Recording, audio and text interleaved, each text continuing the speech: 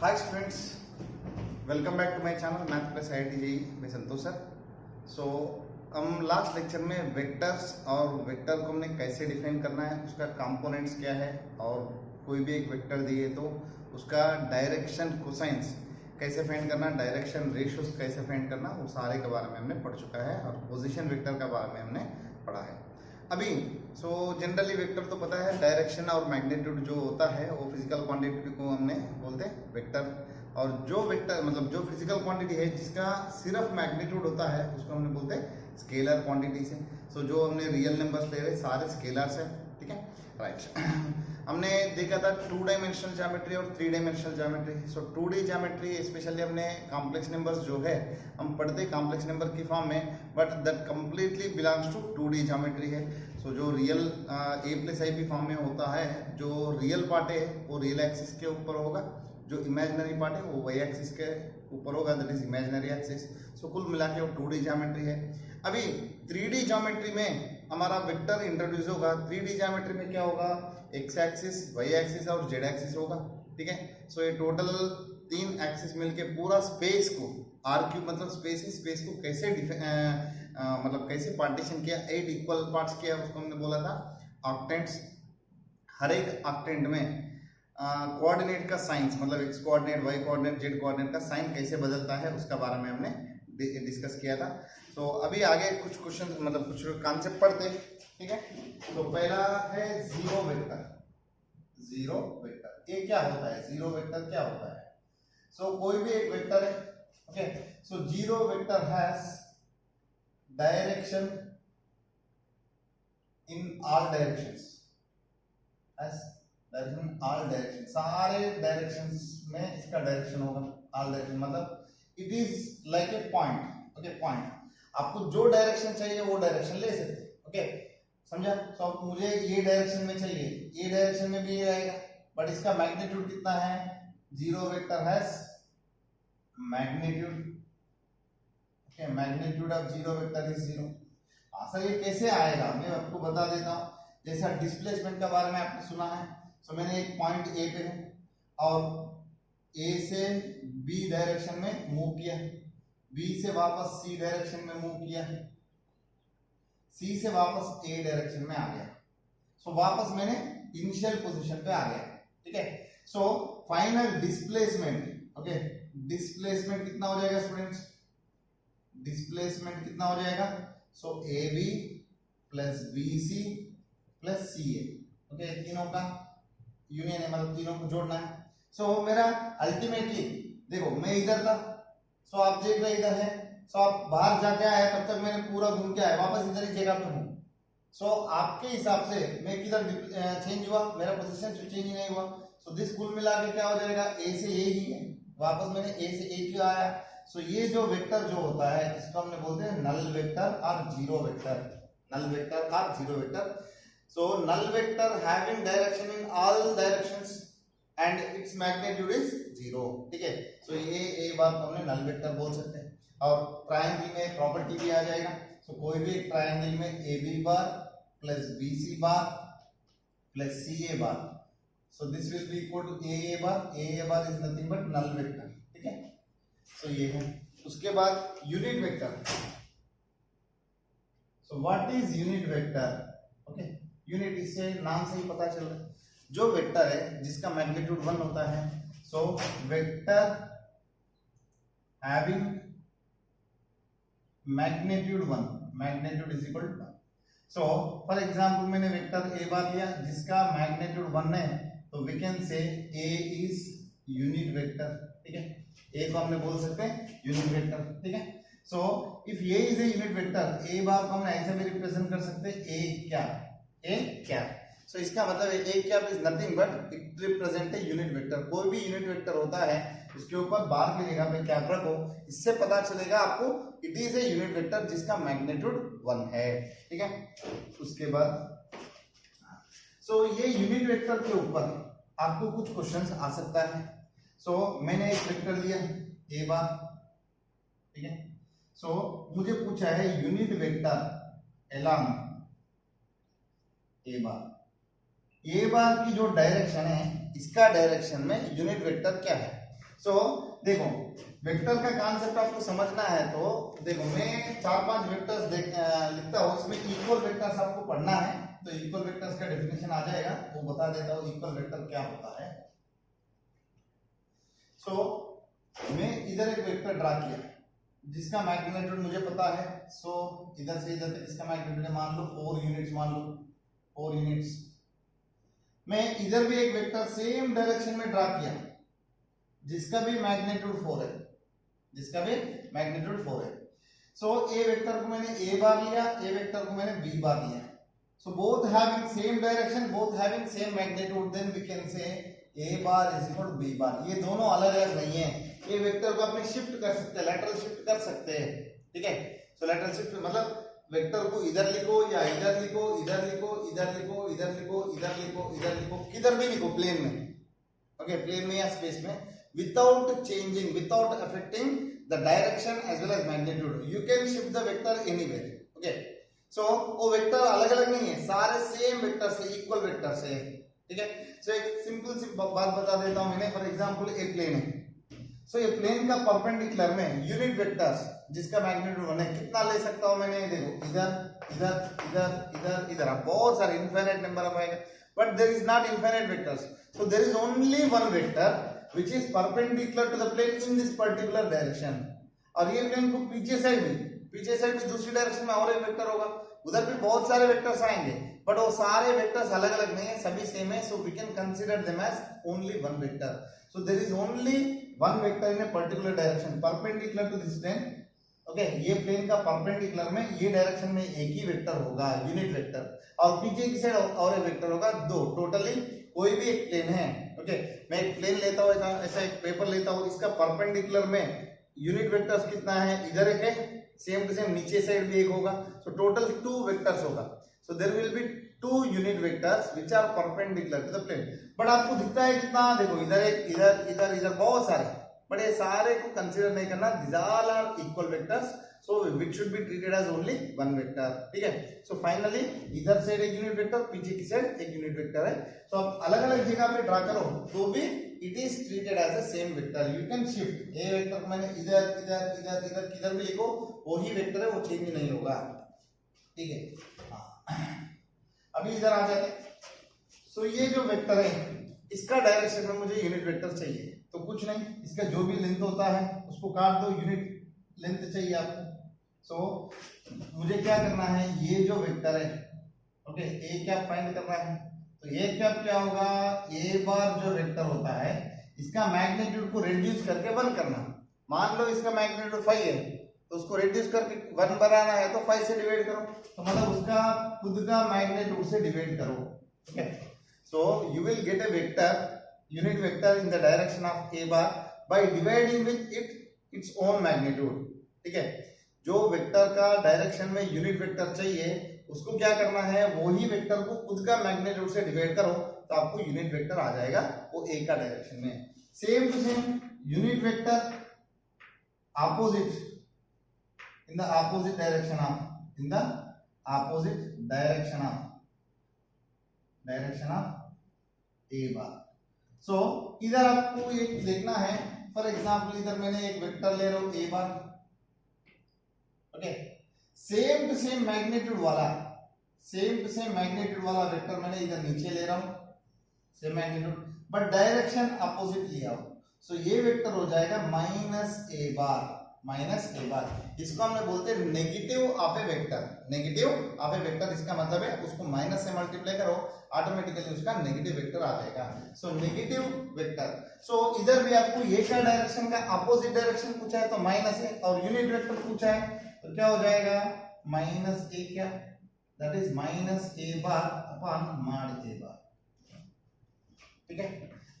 अभी ऐसा पूछा है unit vector parallel to a bar, parallel to a bar. Parallel मतलब क्या हो सकता है, सेम डायरेक्शन हो सकता है, अपोजिट डायरेक्शन हो सकता है। जो भी वेक्टर सेम डायरेक्शन में होता है उसको हमने बोलते हैं लाइक वेक्टर्स, आगे पढ़ेंगे। जो अपोजिट डायरेक्शन में होता है उसको अनलाइक वेक्टर्स बोलते हैं। सो इधर पैरेलल मतलब लाइक वेक्टर हो सकता है, अनलाइक वेक्टर हो सकता है। उसके लिए हमें सिंपली लिखना है plus or minus a cap, that is plus or minus A bar upon mod a bar, अब ये ऐसा पूछा है, vector of magnitude lambda, okay, lambda magnitude चाहिए in the direction of a bar. So a bar का जो direction है इसका मैग्नीट्यूड मान लो 10 है, बट मुझे क्या चाहिए, 3 चाहिए। तो मैं पहला ये 10 वाला को तोड़ के 1 बना देता हूं यूनिट वेक्टर, उसके बाद इसको जितना मैग्नीट्यूड चाहिए उतना मल्टीप्लाई करता हूं A1 तक। इसका मुझे कितना मैग्नीट्यूड चाहिए, 3 मैग्नीट्यूड वाला चाहिए, तो 3 गुना कर दूं। सो आपको जो भी मैग्नीट्यूड चाहिए वो मैग्नीट्यूड को उसका यूनिट वेक्टर से मल्टीप्लाई करो, खत्म। सो इधर मुझे लैम्डा चाहिए इन द डायरेक्शन आप बोला था, सो सेम डायरेक्शन लेना है तो पॉजिटिव। सो लैम्डा इनटू ए क्या होगा, लैम्डा इनटू ए क्या, मतलब जो भी मैग्नीट्यूड चाहिए और यूनिट वेक्टर को मैग्नीट्यूड से मल्टीप्लाई करो, आपको रिक्वायर्ड वेक्टर आ जाएगा। सो ये यूनिट वेक्टर है। उसके बाद so coinitial vectors, what is mean by coinitial vectors. मैं 3 वेक्टर्स ले रहा हूं, दिस इज ओ मान लो, इधर ए मान लो, बी सी, सभी का डायरेक्शन अलग अलग है। ये ए बार मान लो, ये बी बार मान लो, ये सी बार मान लो, ठीक है। सो ओ a bar, O b bar, O C bar, okay, सभी का स्टार्टिंग पॉइंट सेम है, सभी का स्टार्टिंग इनिशियल पॉइंट सेम है। So these are called coinitial vectors, coinitial vectors, ठीक है, कोइनिशियल वेक्टर जिसका स्टार्टिंग पॉइंट सेम होता है उसको हमने बोलते हैं कोइनिशियल वेक्टर्स। ये कोइनिशियल वेक्टर्स है। तो ये कोइनिशियल वेक्टर्स के बारे में आपको जब वॉल्यूम ऑफ पैरेललोपाइड पढ़ते हो आ जाएगा। उसके बाद इक्वल वेक्टर्स, इक्वल वेक्टर्स मतलब जिसका डायरेक्शन सेम डायरेक्शन होना चाहिए, एंड सेम मैग्नीट्यूड होना चाहिए, सेम मैग्नीट्यूड, ओके। सो इधर देखो, इधर मैंने ए बार लिया, ठीक है, इधर से इधर बी बार लिया, तो दोनों का डायरेक्शन सेम है, मैग्नीट्यूड भी सेम है। सो mod a bar is equal to mod b bar and both having same direction,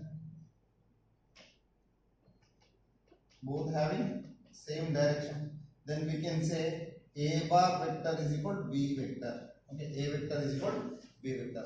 so equal vectors ये है। उसके बाद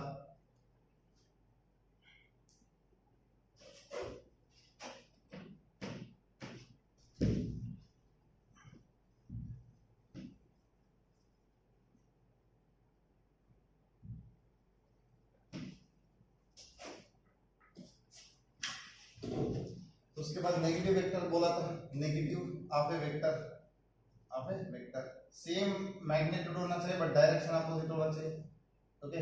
सो ये ए बार है, ठीक है, इसका डायरेक्शन ऐसा है, तो सेम मैग्नीट्यूड ले लो, अपोजिट डायरेक्शन है तो minus A bar, negative of the vector.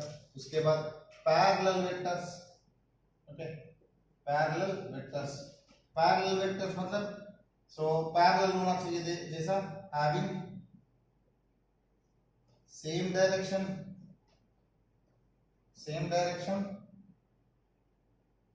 और अपोजिट डायरेक्शन,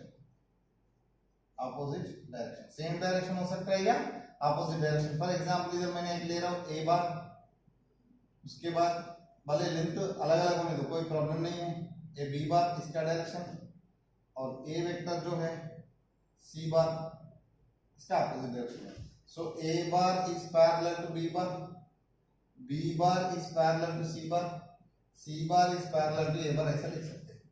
जब पैरेलल होता है, okay, so these are called collinear vectors, okay, collinear vectors, okay. So collinear vectors है तो हम ऐसा लिख सकते हैं, A bar is equal to lambda into B bar, okay. A और B का डायरेक्शन सेम होगा या अलग अलग होगा, जस्ट मैग्नीट्यूड में ही फर्क है, तो ये छोटा मैग्नीट्यूड है तो बड़ा है और बड़ा है, ऐसा भी लिख सकते हैं। B bar is equal to some mu into c bar, ठीक है। So c bar is equal to some lambda हो गया, सम के इनटू ए बार, ठीक है, ऐसा लिख सकते हैं इधर लैम्डा कामा म्यू कामा के बिलोंग्स टू रियल नंबर्स। इधर भी lambda greater than 0, for example ये वाला केस में a bar is equal lambda b bar है, इधर दो केस होगा। Lambda greater than 0 then a comma b have same direction, क्योंकि पॉजिटिव है, सो पॉजिटिव मल्टीप्लाई मतलब दोनों का डायरेक्शन सेम है। If lambda less than 0 then a comma b have opposite direction. तो भले सेम होने तो ऑपोजिट होने तो दे आर पैरेलल और दे आर कोलिनियर वेक्टर्स, ऐसा कोलिनियर बोल सकते हैं। ठीक है, राइट। उसके बाद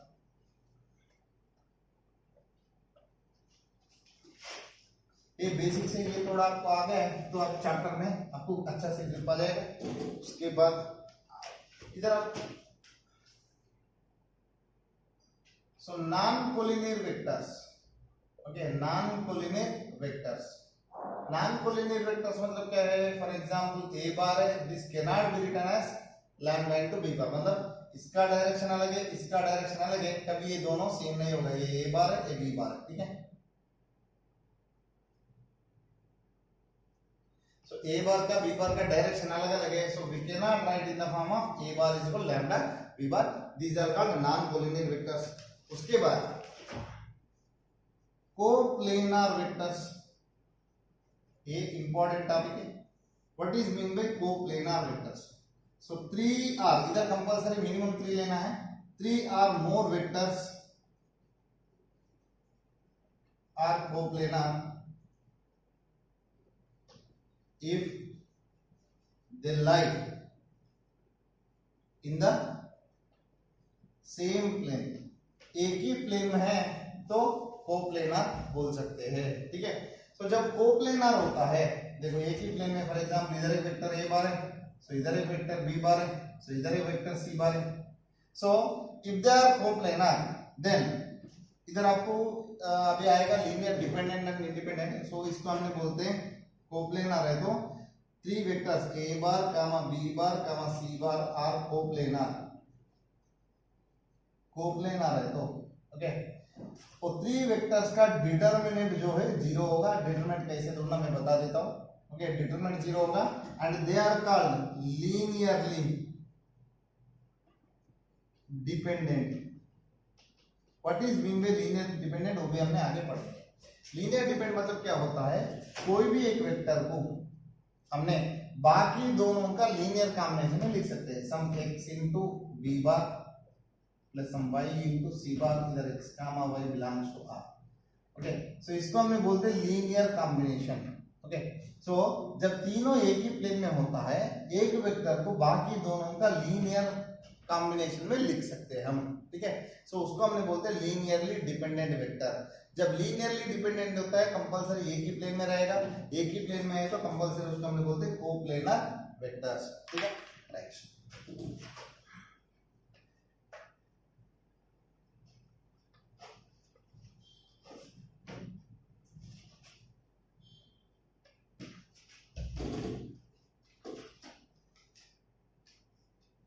उसके बाद addition of vectors, addition of vectors. So addition of vectors क्या होगा, फॉर एग्जांपल इधर ए बी वेक्टर है, ओके। उसके बाद इधर बी सी वेक्टर है, बी सी वेक्टर है, ठीक है। ए बी वेक्टर है, इसको मैंने ले रहा हूं a bar, B C vector है, इसको मैंने ले रहा हूं बी बार।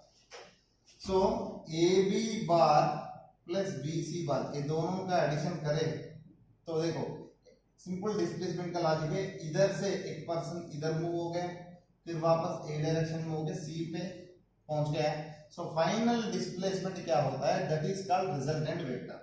ये जो है ये फाइनल डिस्प्लेसमेंट है, लेंथ मतलब the join of initial and terminal point, so that is a c bar, okay, a c bar. तो इसको हमने बोलते हैं addition of two vectors. So ये जो रिजल्टेंट वेक्टर है इसको सी बार मान लो, so a bar plus b bar is equal, हमने ऐसे लिख सकते हैं सी बार। ठीक है, यही सिचुएशन में ए बार है, ये बी है, दिस इज ए बार, इधर सी था, ओके।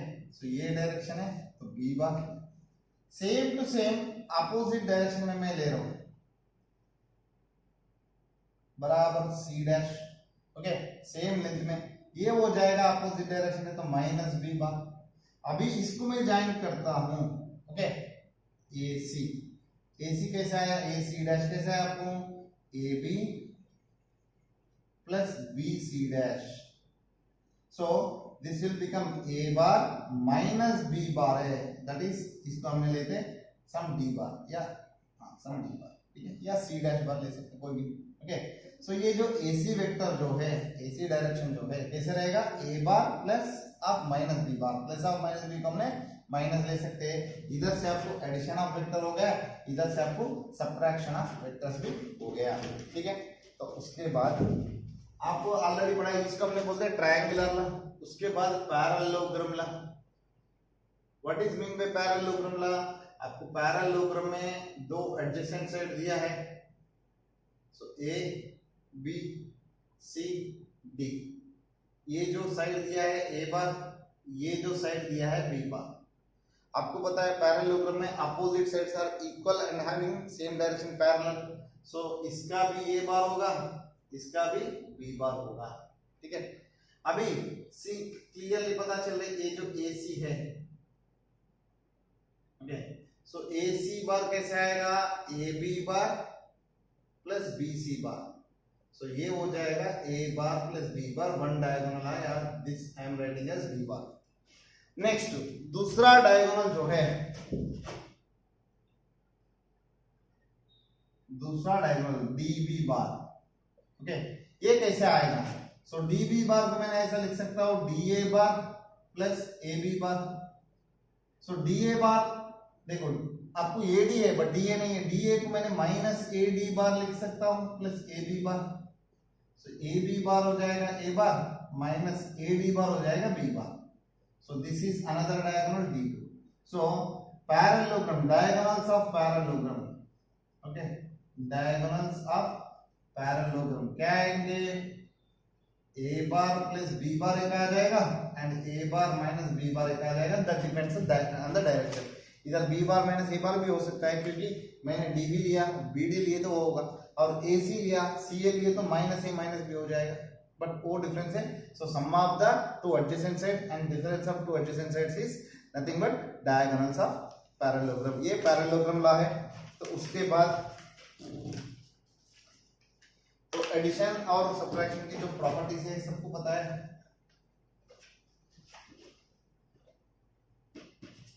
तो कोई भी दो वेक्टर्स ले लो, ए बार प्लस बी बार को अपने बी बार प्लस ए बार लिख सकते हैं, एक कम्यूटेटिव प्रॉपर्टी है, और a bar plus b bar plus c bar को a bar plus b bar plus c bar लिख सकते हैं, एक एसोसिएटिव प्रॉपर्टी है। A bar plus zero vector is equal to zero vector plus a bar is equal to a bar, so identity property है। A bar plus minus A bar या minus A bar plus a bar is equal null vector आएगा, a inverse property है। ए minus ए बार को हमने क्या बोलते हैं, inverse of additive inverse, okay, additive inverse of a bar या negative of the vector a bar बोल सकते हैं। उसके बाद हमने मैग्नीट्यूड पढ़ा था, okay, magnitude of a vector, for example vector का general representation, so general representation of a vector, representation of a vector. So कोई भी एक वेक्टर को हमने कैसे रिप्रेजेंट करते हैं, सो इधर एक पॉइंट है पी एक्स वाई जेड, सो ये जो वेक्टर है ओपी, ओपी बार वेक्टर को मैंने ऐसा ले रहा हूं, इसको हमने ऐसा रिप्रेजेंट कर सकते हैं, एक्स आई क्या प्लस वाई जे क्या प्लस जेड के क्या, कल मैंने बताया था, ठीक है। सो ये एक्स एक्सिस है, ये वाई एक्सिस है, ये जेड एक्सिस है, इधर यूनिट वेक्टर है आई क्या, along y axis unit vector है j क्या, along z axis unit vector है k क्या, ठीक है। सो ये हो गया, और उसके बाद ये लेंथ भी बताया था, मैग्नीट्यूड ऑफ OP बार क्या हो जाएगा, under root of x square plus y square plus z square, ये भी हमने पढ़ लिया था। अभी मैग्नीट्यूड का थोड़ा प्रॉपर्टीज है, मतलब ये ट्रायंगुलर प्रॉपर्टीज है, तो इसको हमने ट्रायंगुलर इनइक्वालिटीज बोल सकते हैं, triangular inequalities. Okay, triangular inequalities. What is triangular inequalities? आपको पता है सबको, जैसा कोई भी एक ट्रायंगल में sum of two sides is always greater than the third side, that is a plus b। ये थर्ड साइड था, अभी हमने देखा था। This is always smaller than mod a plus mod b था। Sum of two sides, magnitude के हिसाब से sum of two sides is always greater than the third side. दूसरा क्या था? Modulus of a minus modulus of b।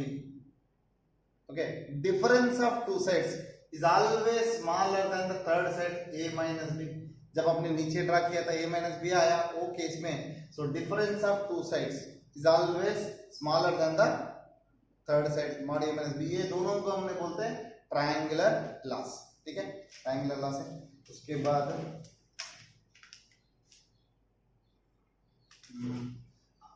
Generally हमने angle between two vectors से पढ़ना है। सो फॉर एग्जांपल इधर एक वेक्टर है, ओके, दूसरा वेक्टर कई जगह पे, तो उसको हम इधर ड्रा कर सकते हैं। ये वेक्टर a बार है, ये वेक्टर b बार है, ओके, इसका लेंथ फिक्स है। ये दोनों का बीच में जो एंगल है measured in anti clockwise direction. ठीक है, सो ये है, ये वो भी है। So angle between OA and OB ऐसा लिखते हैं। ये जो नोटेशन है, मतलब करली ब्रैकेट में फर्स्ट वन दो वेक्टर्स को रखा, so this is called angle between two vectors. So इसको हमने थीटा मान लिया। आप ऐसा लिखते हो, मान लो OB बार का OA बार, OB का OA का बीच में एंगल लिखते हो, दिस बिकम माइनस थीटा हो जाएगा, माइनस थीटा, मतलब इधर से इधर काउंट कर रहे हैं। ठीक है, सो डायरेक्शन बदल दिए तो साइन बदलेगा। ये एंगल बिटवीन टू वेक्टर्स है। उसके बाद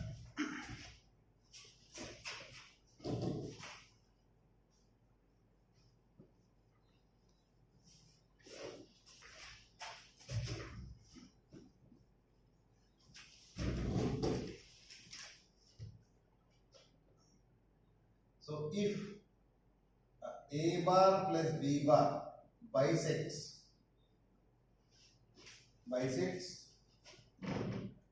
angle between vectors A bar and B bar, then so एक वेक्टर है A plus B, this bisect the angle between A bar and B bar, then conclusion क्या है? देखो, मैं एक पैरेललोग्राम ले रहा हूं जिसमें एक साइड है A बार, दूसरा साइड है B बार। तब हमने पढ़ा था ये जो मिडिल वाला जो डायगोनल है ये क्या हो जाएगा? A बार प्लस B बार। ठीक है, सेम सिचुएशन फेस हो, A बार है B बार है, जिसका बीच में जो एंगल है, एंगल को क्या डिवाइड कर रहे हैं? A प्लस B डिवाइड कर रहे हैं। अब ये A प्लस B क्या करना चाहिए? एंगल को बाइसेक्ट करना चाहिए, मतलब ये जो पार्ट है सेम होना चाहिए। ओके, जनरली पैरेललोग्राम में diagonal will not divide the angle into two equal parts. Okay, in case two equal parts में डिवाइड कर रहे हैं, मतलब ये एंगल कब इक्वल होगा? ये बराबर मिडिल से जाना चाहिए, मतलब ये पार्ट सेम होना चाहिए, ये ट्रायंगल कॉन्ग्रुएंट होना चाहिए, जब ए साइड और ए साइड कॉन्ग्रुएंट होना चाहिए। ठीक है, सो A bar plus B bar bisects angle between A bar and B bar means parallelogram becomes a rhombus। Parallelogram rhombus होना चाहिए, दोनों साइड से सेम होना चाहिए। सो रॉम्बस में ही ये डायगोनल इक्वली डिवाइड करेगा। सो रॉम्बस है तो सारे साइड्स इक्वल होना चाहिए, mod A is equal mod B होना चाहिए। तो ये प्रॉपर्टी है, कभी भी A और B का बीच में एंगल को A प्लस B बराबर डिवाइड कर रहे हैं तो इसका मतलब कंपलसरी ये दोनों सेम होना चाहिए। तो उसके बाद इधर एक ट्रायंगल में ले रहा हूं। ओके, हमने इधर A मान लो, इधर B मान लो, इधर C मान लो। ठीक है, ये BC का मिड पॉइंट जो है मैं D ले रहा हूं। ओके, सो D को कैसे रिप्रेजेंट करना है? तो डी को हमने कैसे रिप्रेजेंट करना है। तो थोड़ी देर के लिए ए की जगह पे इसको ओरिजिन मान लो, ए की जगह पे इसको ओरिजिन, वापस हमने ए को रिप्लेस कर दिया। सो थोड़ी देर के लिए treat point A as origin, ठीक है। देन ये जो OB है ये क्या हो जाएगा, AB is nothing but OB, position vector हो जाएगा, ये AC भी पोजीशन वेक्टर हो जाएगा। ओके, सो इधर AB gamma AC are position vectors of point B and point C। सो ये जो AD है ये दोनों का मिड पॉइंट है। सो मिड पॉइंट का फार्मूला क्या था, B प्लस C/2। ओके, जब वो AD है, okay, so D is mid point of BC, then position vector of D is AD होगा। पोजीशन वेक्टर ऑफ D क्या हो जाएगा, AD। एक ऐसा आता है ये दोनों का मिडिल में, तो आपको पता है मिडिल पॉइंट कैसा ढूंढते हैं हमने, x1 plus x2/2 y1 plus y2/2, ये AD हो जाएगा OB plus OC/2। Okay, so इधर वो की जगह पे ये है तो AB प्लस AC/2। अब याद रखना कोई भी एक पॉइंट है आपको ओरिजिन नहीं दे तो इसको अपने ओरिजिन मान के ट्रीट कर सकते हैं, क्योंकि ये जो ट्रायंगल है ये ट्रायंगल को लैटरल शिफ्ट आप किधर भी शिफ्ट कर सकते हो without changing the angles and measurements, ठीक है। तो ज्योमेट्री में फिजिबिलिटी है, ये पूरा ट्रायंगल को आप किधर भी लेके जाओ, ओके, शिफ्ट करके कर सकते हो। मैंने ये जो पॉइंट ए को ओरिजिन पे शिफ्ट कर दिया करके मैंने प्रॉब्लम कर रहा हूं। तो मिडिल पॉइंट जो है उसका पोजीशन वेक्टर हो जाएगा AD। सो AD को हमने कैसे लिख सकते हैं, AB प्लस AC/2। ऐसा सेम ही ट्रायंगल है, ये मिडिल मतलब ये मीडियन के ऊपर G होगा सेंट्राइड। ओके, तो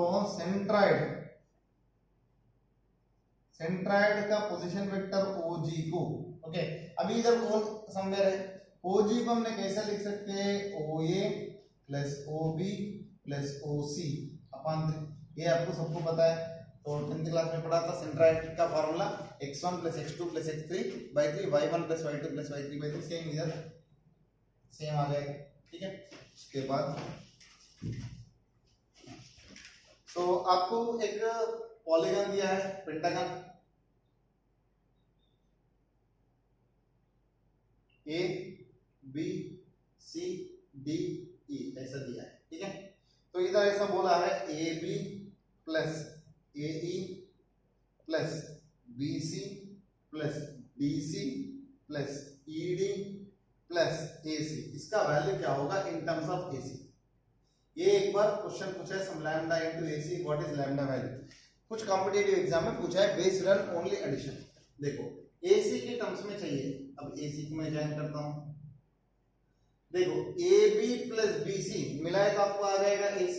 देखो AB है इधर BC है, ये दोनों को मैंने क्या लिख सकता हूं, AC लिख सकता हूं, प्लस ऑलरेडी एक AC है, AC ले लिया, प्लस बाकी जो बचा है AE, देखो AE plus ED plus DC, देखो AE plus DC plus ED, ठीक है, AE plus ED plus DC, ये कुल मिला के क्या हुआ, इधर से इधर आया तो AC हो जाएगा।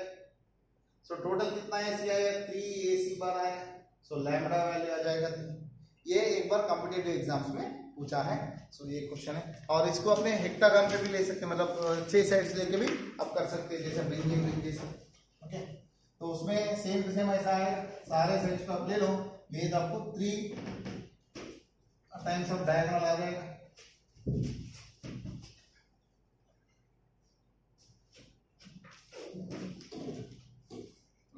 ये हो गया। उसके बाद कोई भी एक ट्रायंगल में, in any triangle, okay, sum of medians का सम क्या होगा।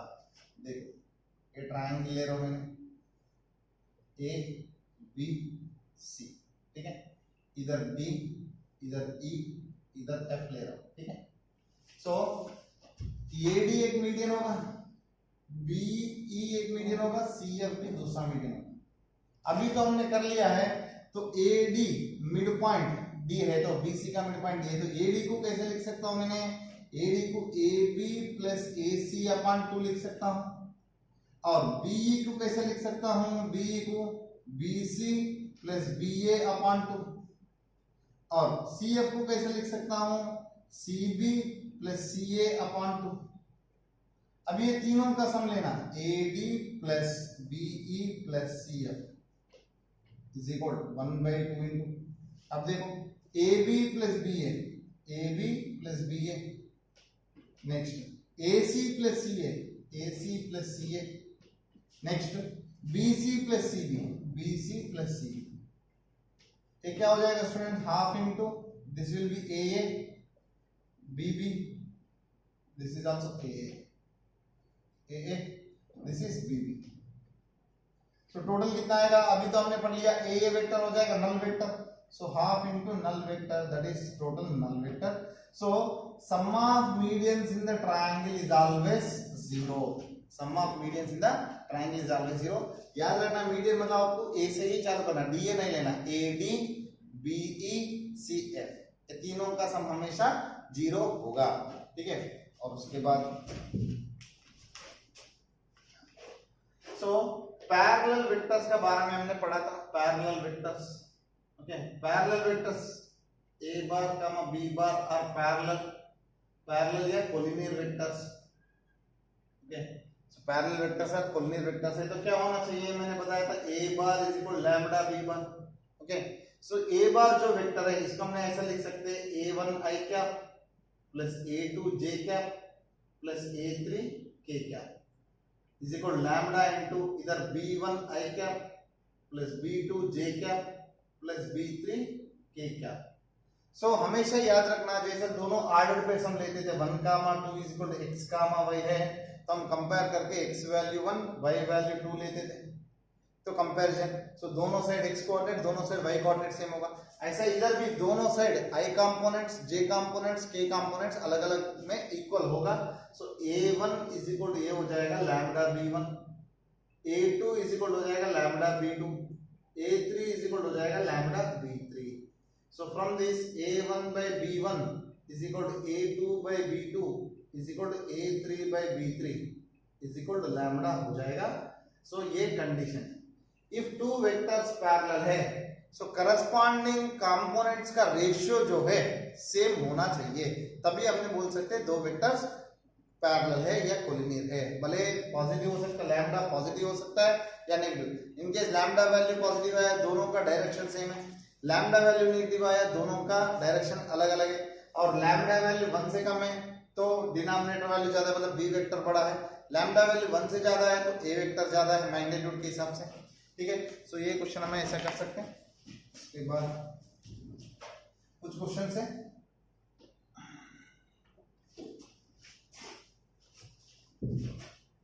सो ओनली एडिशन के बीच में क्वेश्चन है, मैं इधर क्वेश्चन लिख देता हूं। सो एक वेक्टर है, वेक्टर मैग्नीट्यूड दिया है 2 and it's making angles π/3 with both x, y axis and find length of projection of vector on z axis। z axis में उसका प्रोजेक्शन कितना है, ठीक है, z axis में प्रोजेक्शन कितना है वो पूछ रहे हैं। सो अब देखते हैं स्टूडेंट्स, सो वेक्टर जो है जिसका मैग्नीट्यूड 2 है, सो माड ए बार ले रहा हूं जिसका मैग्नीट्यूड 2 है, ठीक है। सो आपको डायरेक्शन कोसेंस में अल्फा वैल्यू दिया है π/3 एंड बीटा वैल्यू भी दिया है π/3, गामा वैल्यू नहीं दिया है, जेड एक्सिस से कितना एंगल कर रहे हो बताना है। सो सबसे पहले cos square alpha plus cos square beta plus cos square gamma, इसका वैल्यू 1 है, तो इधर π/3 रखता हो, cos 60 वैल्यू 1/2 होगा, उसका स्क्वायर कर दो 1/4 plus 1/4 plus cos square gamma is equal to 1। So cos square gamma value हो जाएगा 1 माइनस 1/2 दैट इज 1/2। तो cos गामा वैल्यू जो है प्लस आर माइनस 1/√2 होगा, गामा वैल्यू हो सकता है π/4 और 3π/4। ठीक है, 5/4 और 3/4 हो सकता है। अब अभी इधर का बात आया तो ए बार वेक्टर को हमने कैसे लिख सकते हैं, magnitude that is mod a bar into cos alpha cos beta cos gamma. कल मैंने पढ़ाया था डायरेक्शन कोसाइन यूज करके उसका वेक्टर को कैसे रिप्रेजेंट करना है। This is 2 into cos alpha value कितना था, cos पाई बाई 1/2, ए भी 1/2, ये प्लस और माइनस 1/2, cos गामा वैल्यू आया तो प्लस और माइनस 1/2, मल्टीप्लाई तो 1 कामा ए √2 आ जाएगा प्लस और माइनस। अभी क्या बोला है, length of projection, okay, length of projection on z axis. Length of projection मतलब देखो स्टूडेंट्स, इधर जेड एक्सिस मान लो, इधर समवेयर पॉइंट पी है, ओके, सो ये ओपी है। अब लेंथ ऑफ प्रोजेक्शन मतलब क्या होता है, इधर से आप प्रोजेक्शन कर दो। कल मैंने एक फॉर्मूला पढ़ाया था, इधर से पॉइंट पी से जेड एक्सिस का डिस्टेंस, जेड एक्सिस का डिस्टेंस बोला था हमने √(x² + y², ये हो जाएगा जेड, ये पॉइंट हो जाएगा जेड 0, 0, जेड, ये बोला था। अभी लेंथ ऑफ प्रोजेक्शन मतलब देखो ये वेक्टर का प्रोजेक्शन कितना आ रहा है, ये आ रहा है, देखो इसका जो है शैडो है, मतलब इधर से आप लाइट लगाते हो इसका शैडो बराबर इधर परपेंडिकुलर है, ये दोनों कोइंसाइड हो रहे हैं। So this is the projection, okay. So ये जो प्रोजेक्शन का लेंथ कितना आ रहा है स्टूडेंट्स, जेड आ रहा है, सो आपको चाहिए z. So length of projection of a bar on z axis कितना हो जाएगा, mod z coordinate that is mod plus और minus √2, this become √2, okay. So projection of the vector on z axis आ जाएगा √2, ठीक है। सो ये है स्टूडेंट्स, और भी क्वेश्चन है अभी। सो इधर projection on x y z axis, okay, projection on x y z axis कितना दिया है, 2, 1, 2, projection of a vector, okay, 2, 1, 2। So find angle made by the vectors with z axis, okay, find angle made by vector with z axis की जगह पे all axis करते हैं, ठीक है। सो वेक्टर को मैंने a बार लिया, ठीक है, उसका प्रोजेक्शंस जो है वही कोऑर्डिनेट्स बनेगा। सो 2, 1, 2, देखो इधर देखा हमने प्रोजेक्शन ऑफ जेड एक्सिस मतलब जेड कोऑर्डिनेट है, so projection of x axis मतलब ऑन एक्स एक्सिस मतलब x coordinate, projection on y axis मतलब वाई कोऑर्डिनेट, ये हो गया। अभी मॉड्यूलस ऑफ ए कितना हो जाएगा स्टूडेंट्स, √4 + 1 + 4, तो कितना हो जाएगा √9 दैट इज 3, ठीक है, ये हो गया प्रोजेक्शन। उसके बाद तो इधर cos अल्फा कितना हो जाएगा स्टूडेंट्स, ये projection by magnitude 2/3, cos beta कितना हो जाएगा, सेम 1/3, cos गामा कितना हो जाएगा 2/3। मैंने बताया था ए बार जो वेक्टर है इधर मैग्नीट्यूड कॉमन ले लो और डिवाइड करो, 2/3, 1/3 एंड 2/3, ये हो जाएगा cos alpha cos beta cos gamma. तो अभी इधर से अल्फा कितना आ रहा है स्टूडेंट्स, cos इनवर्स 2/3, बीटा कितना आ रहा है, cos इनवर्स 1/3, गामा कितना आ रहा है, cos inverse 2/3। So these are the angles made by the vector with a positive direction of x, y, z axis. तो ऐसा हम एक क्वेश्चन कर सकते हैं। उसके बाद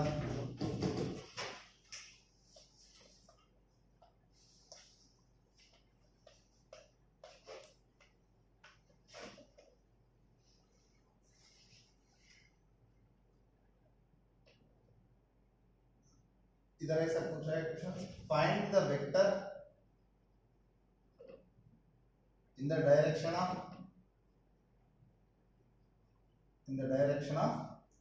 5i minus j plus 2k with magnitude 8, ठीक है। सो आपको एक वेक्टर फाइंड करना है, इसका डायरेक्शन में होना चाहिए और मैग्नीट्यूड कितना होना चाहिए 8, ओके। सो वेक्टर इसको मैंने पहला ए बार ले रहा हूं, 5i minus j plus 2k, so vector of magnitude 8 in the direction of in the direction of a bar, क्या होगा स्टूडेंट्स 8 इंटू, ठीक है, जितना मैग्नीट्यूड चाहिए वो ले लो और जिसका डायरेक्शन में चाहिए उसका यूनिट वेक्टर ले लो, ठीक है। इसका मतलब है 8 into A bar upon mod a bar, ठीक है। सो 8 इंटू ए बार कितना है students 5i minus J plus 2k upon under root of, इसका मैग्नीट्यूड कैसे ढूंढते हैं, सभी का square, 5 square plus 1 square plus 2 square, कितना होगा 25 प्लस 5 30 होगा, okay. So 8 into 5i minus J plus 2k upon 30, okay. So 30 में से कुछ कॉमन आएगा नहीं, so under root 30, so this is the required vector, ठीक है स्टूडेंट्स।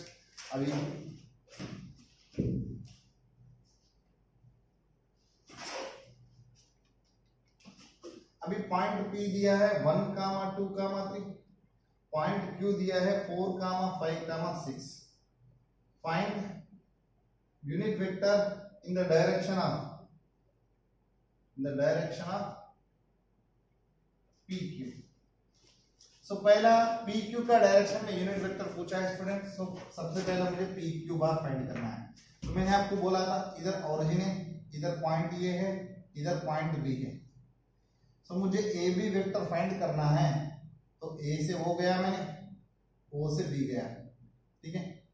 सो AB वेक्टर को हमने कैसे लिख सकते हैं, AO बार प्लस OB बार, ओके। OB बार पहला लिखा, AO को मैंने माइनस OA लिख सकता हूं। सो फाइनली AB बार को हमने ऐसा लिख सकते हैं, OB bar minus OA bar, final point minus initial point. So इधर हो जाएगा OQ bar minus OP bar. OQ bar मतलब क्या है, second point minus first point, तो सीधा हमने ऐसा कर सकते 4 minus 1 comma 5 minus 2 comma 3 minus 6 minus 3, so ये हो जाएगा 3i cap plus 3j cap plus 3k cap, ठीक है। उसके बाद unit vector in the direction of PQ bar, क्या होगा students, PQ bar upon mod PQ bar, उसका मैग्नीट्यूड से डिवाइड करना, ठीक है। So 3i plus 3j plus 3k by under root of 3 square plus 3 square plus 3 square. So 3 common आ जाएगा, इसमें से 3 स्क्वायर कॉमन आ जाएगा, कट हो जाएगा, इधर बचेगा आपको i plus j plus k upon root 3 बचेगा स्टूडेंट्स। देखो 3 स्क्वायर कॉमन लिया, 3 आ जाएगा बाहर, 3 और सभी में से 3 कट हो जाएगा, ऊपर i प्लस j प्लस के, इधर नीचे 1 1 1, दैट इज रूट 3 बचेगा। सो ये unit vector perpendicular, unit vector in the direction of PQ। Similar में अब तो इधर A बार दिया है 2 माइनस 1 2, B बार दिया है minus 1 1 minus 1।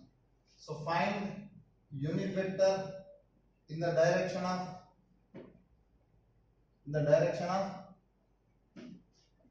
A bar plus B bar। so क्या होगा स्टूडेंट्स, रिक्वायर्ड यूनिट वेक्टर क्या हो जाएगा, A bar plus B bar upon mod A bar plus B बार, क्योंकि इसका डायरेक्शन में यूनिट वेक्टर चाहिए तो उसका खुद का मैग्नीट्यूड से डिवाइड करना पड़ेगा। हाँ, ये दोनों को ऐड करो, कितना आएगा स्टूडेंट्स, 2 माइनस 1 1 हो जाएगा, माइनस 1 प्लस 1 0 हो जाएगा, 2 माइनस 1 1 हो जाएगा भाई, इसका magnitude under root of 1 square 0 square 1 square, so 101 upon root 2, ठीक है। तो रिक्वायर्ड यूनिट वेक्टर क्या होगा students, i cap upon 2 root 2 plus k cap upon root 2, ठीक है। इधर j वैल्यू नहीं है जो लिखने का जरूरत नहीं है। उसके बाद 3 वेक्टर दिया है, A बार 3 पॉइंट्स दिया है, पॉइंट्स, ठीक है, वेक्टर्स नहीं पॉइंट्स। A बार A दिया है 3 माइनस 4 और B दिया है 2 माइनस 1 1, C दिया है 1 माइनस 3 5 माइनस 5। सो ऐसा पूछ रहा है, ये vertices of right angle triangle prove करो, ठीक है। सो पहला ये जो रिप्रेजेंट करता है स्मॉल, इसको मैंने कैपिटल A ले रहा हूं, ठीक है, इसको मैंने कैपिटल B ले रहा हूं, इसको मैंने कैपिटल C ले रहा हूं, ठीक है।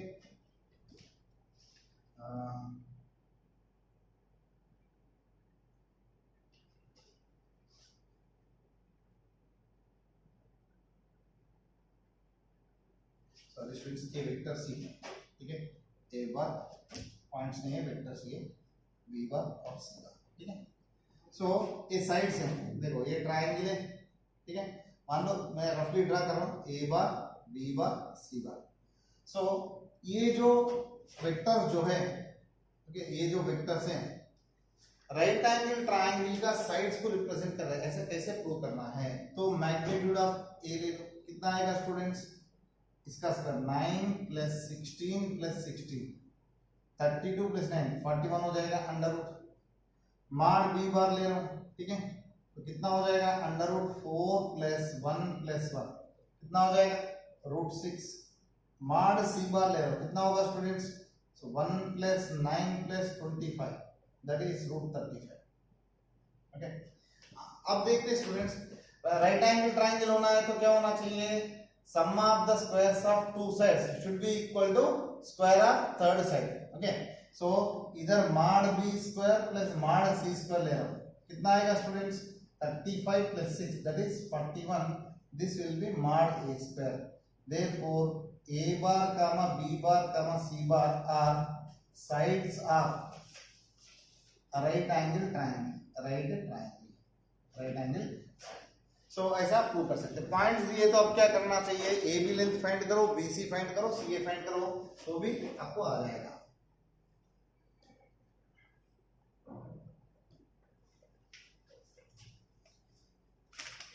तब नेक्स्ट क्वेश्चन है स्टूडेंट्स, इधर 2ac bar is equal to 3cb bar दिया है, okay, then prove 2oa bar plus 3ob bar is equal to 5oc bar prove करना है। तो सिंपल सी लॉजिक है स्टूडेंट्स, देखो ac है cb है, ठीक है, 2 टाइम्स ऑफ ac करें तो 3 टाइम्स ऑफ cb आ रहा है, इसका मतलब है ac एंड cb आर एक ही लाइन पे है, ओके, ac और cb एक ही लाइन पे है, तो भी हमें छोटा सा डायरेक्ट लिख सकते हैं, 2 इंटू ac को हमने कैसे लिख सकते हैं, oc माइनस oa, cb को कैसे लिख सकते हैं, ob माइनस oc।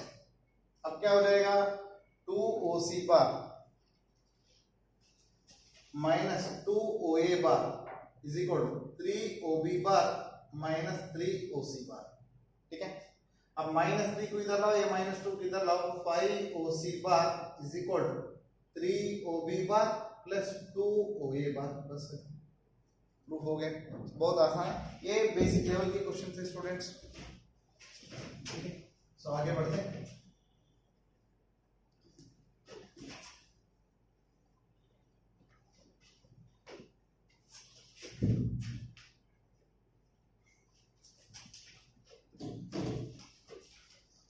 अब 3 पॉइंट दिया है, तो 1 2 माइनस 3, पॉइंट बी दिया है 2 माइनस 1 1, पॉइंट सी दिया है 2 5 एंड माइनस 1। कौन सी टाइप की ट्रायंगल को रिप्रेजेंट करता है, 3 points. So A B C, जो भी टाइप की ट्रायंगल आते हैं वो हम देखते हैं। पहला मैं क्या कर रहा हूं, ए बी वेक्टर फाइंड कर रहा हूं, क्या होगा, ओ बी माइनस ओ ए, क्या हो जाएगा, second point minus first point, क्या हो जाएगा student, 2 minus 1 1, minus 1 minus 2 minus 3, 1 minus of minus 3 plus 4 हो जाएगा। बी सी फाइंड करो, ओ सी माइनस ओ बी, सी माइनस बी करो, सो 2 minus 2 0, 5 minus of minus plus 1 6, minus 1 minus 1 minus 2। उसके बाद सी ए या ए सी कोई भी फाइंड करो, सी ए मतलब ए माइनस सी, तो 1 माइनस 2 ओ ए माइनस ओ सी, तो 1 minus 2 minus 1, 2 minus 5 minus 3 plus 1 तो माइनस 2 हो जाएगा। अब मैग्नीट्यूड ऑफ ए बी कर दे, मॉड ए बी कितना हो जाएगा students, under root of 1 plus 9 plus 16, 1 plus 9 plus 16, so root 26। इधर मॉड बी सी कितना हो जाएगा, under root of 0 plus 36 plus 4 root 40। Mod a c कितना हो जाएगा students, under root, so 1 plus 9 plus 4 so root 14। अब देखो ये दोनों का स्क्वायर्स का सम करो, 26 प्लस 14 कितना हो जाएगा 40। सो ए बी स्क्वायर माड ए बी स्क्वायर प्लस माड ए सी स्क्वायर इज इक्वल टू माड बी सी स्क्वायर हो रहा है। देखो 14 प्लस 26 इज इक्वल टू 40 हो रहा है। So therefore triangle ABC is right angle triangle. Right angle किधर होगा स्टूडेंट, BC हाइपोटेन्यूस है तो angle A is equal to 90 degrees, BC hypotenuse होगा। तो ऐसा कर सकते स्टूडेंट्स। उसके बाद इधर हमने जो भी ट्रायंगल लिया, ठीक है, ये ट्रायंगल है, ट्रायंगल ABC, इधर small a small b small c इसका साइड से। देन तो हमने ऑलरेडी पढ़ा था सेंट्रॉइड का तो पता है, और इन सेंटर का फार्मूला, इन सेंटर फार्मूला क्या होगा स्टूडेंट्स, इन सेंटर का फार्मूला तो आपको पता है, जैसा इन सेंटर का फार्मूला x मतलब a x1 plus b x2 plus c x3 upon a plus b plus c, ऐसा same a y1 plus b y2 plus c y3 upon a plus b plus c, ऐसा third भी। मतलब इसको हमने simply ऐसा लिख सकते हैं, small a into capital A plus small b into capital B plus small c into capital C upon small a plus b plus c, ठीक है, ये हो जाएगा इन सेंटर। सो ऑलरेडी हमने 2D ज्योमेट्री में पढ़ते हैं ऐसा formula. Next ortho centre, ortho centre इसका फार्मूला बनेगा तो summation tan A into a bar upon summation tan A, okay. इसका मतलब है देखो आपको आ जाएगा a bar into tan A बार मतलब देखो स्टूडेंट इधर का जो है a बार मैंने लिया a बार, ठीक है। सो x1 हो जाएगा, a बार मतलब इसका कोऑर्डिनेट है, a का कोऑर्डिनेट है, b बार मतलब b का कोऑर्डिनेट है, c बार मतलब c का कोऑर्डिनेट है, ठीक है। a बार मतलब जो कैपिटल A है उसका कोऑर्डिनेट, इसका कैसा आएगा x1 इंटू tan A, देखो इसको मैंने लिखता हूं x1 into tan A plus x2 into tan B plus x3 into tan C upon tan A plus tan B plus tan C, समझा स्टूडेंट्स। a बार मतलब जो पहला पॉइंट होता है उसका x कोऑर्डिनेट ले लो, उसके बाद सेकंड टर्म आएगा b बार, थर्ड टर्म आएगा c बार, ऐसा ऐसा x कोऑर्डिनेट आया, y कोऑर्डिनेट, z कोऑर्डिनेट, ये आर्थो सेंटर की फार्मूला है। उसके बाद सर्कम सेंटर, सर्कम सेंटर का भी same to same summation sin 2a into a bar upon summation sin 2a, क्या होगा students x1 into sin 2a plus x2 into sin 2b plus x3 into sin 2c upon sin 2a plus sin 2b plus sin 2c, ऐसा आएगा same y1 वाला z1 वाला, ठीक है। ये इन centre का और सर्कम सेंटर का और आर्थो सेंटर का फार्मूला से ज्यादा यूज नहीं हुआ, सिर्फ इन सेंटर का यूज हो सकता है आपको, ठीक है, बट एनीवे याद करके रखना।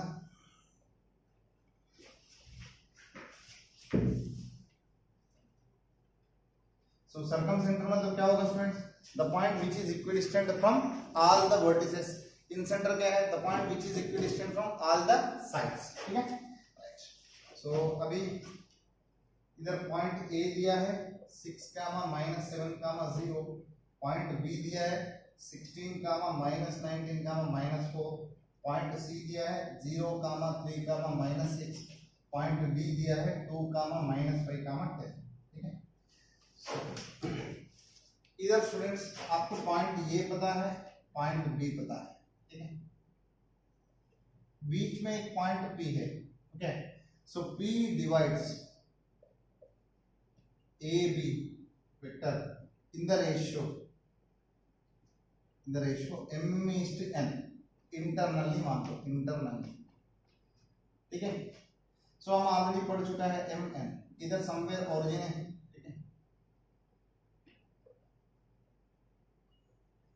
then position vector of point P, okay, position vector of P is given by OP bar, कैसा आएगा students, mx2 plus nx1 by plus n, m into x2 मतलब OB bar plus n into o a bar upon m plus ए। यही externally divide करें, internally है, सो इधर ये है इधर b है, पॉइंट भी आउटसाइड a रेशियो m है, a रेशियो n है। So in the case externally divide करें तो ओ पी बार क्या हो जाएगा, p डैश मानते इसको, ठीक है, m into o b bar minus n into o a bar upon m minus n। Already आपने 10th क्लास में पढ़ चुका है। अभी 4 पॉइंट दिया है स्टूडेंट्स। सो इधर क्या पूछा है, पॉइंट ऑफ इंटरसेक्शन ऑफ